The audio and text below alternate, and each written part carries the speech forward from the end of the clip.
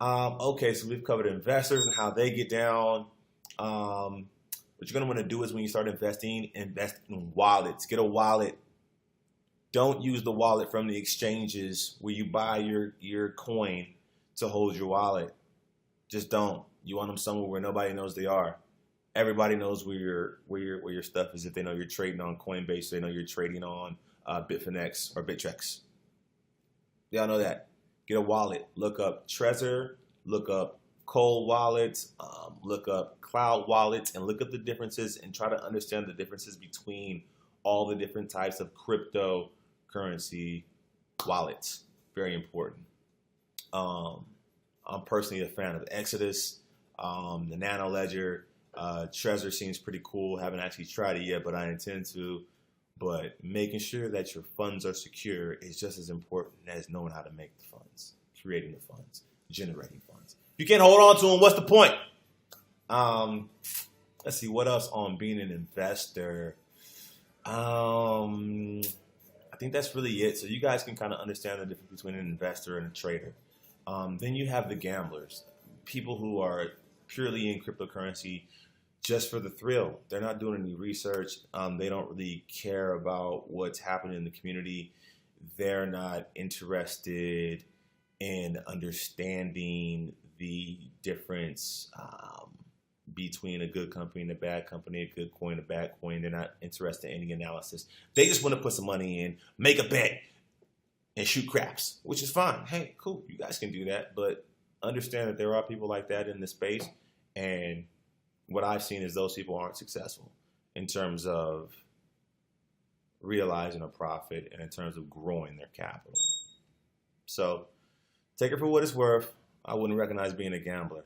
And then you also have those types of gamblers who they'll be long-term gamblers, not even short-term gamblers.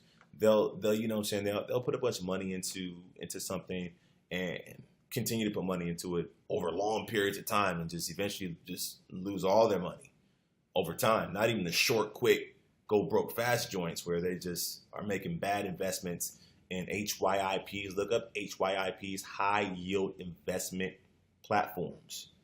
These are platforms that are essentially too good to be true. Promising money, promising percentages back, promising daily returns, promising weekly returns.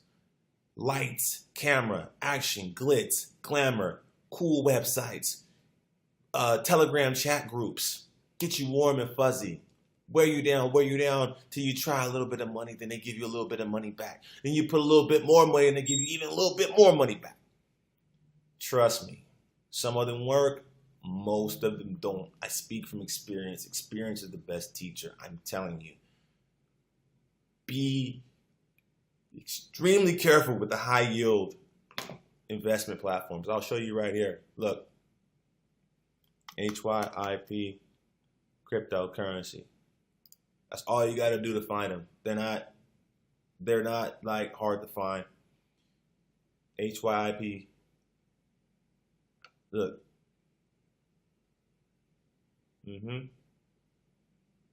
Just go on there and look at them. Just go on there and look at them. The first thing that comes up is this coin has Bitcoin scared. HYIP monitor, find working top paying HYIPs we invest. Bitcoin high hips, programs and promise to high Bitcoin. Now, I'm just going to add the word paying.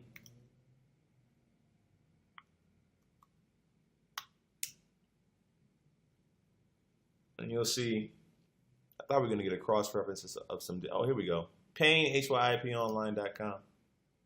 Yeah. So here you'll find a bunch of just advertisements for people who want your money. And you can go through them and find these programs and what is this? I don't know, but click on it and see. Apparently it's paying.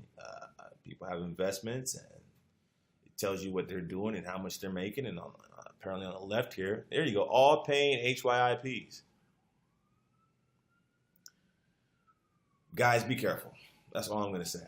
I can't say anything negative about it because I know a lot of people who have made money in HYIPs, but for the stress level, I'd rather just do some research and know what I'm doing and why I'm doing it so that I can understand what's going on and not just put my future in somebody else's hands. I mean, you might as well just play the lotto every day. Let's see here. So those are high risk. Some medium risk stuff that I'm involved in. I'm gonna actually just show you guys this.